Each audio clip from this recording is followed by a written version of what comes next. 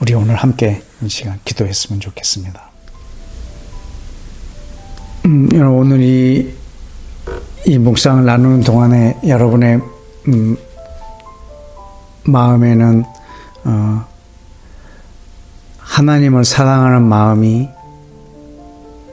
나를 사랑하는 마음보다 더 크게 있으신지 50대 50은 없다 했습니다. 겸하여 섬길 수가 없습니다. 한 나라의 대통령이 2명이 될 수는 없습니다.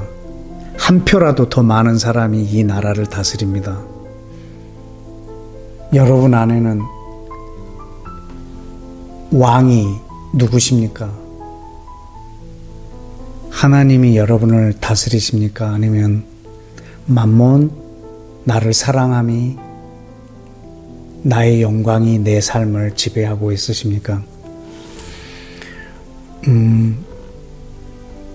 내가 계획하고 또 내가 벌려놓고 또 내가 그려놓은 그림들이 이 땅에서 완성이 되고 그것을 하나님 앞에 기도하고 그것이 응답되어졌다라고 말하고 그것이 또 응답되어졌을 때 모든 영광을 내가 취하고 사람들에게 존경을 받고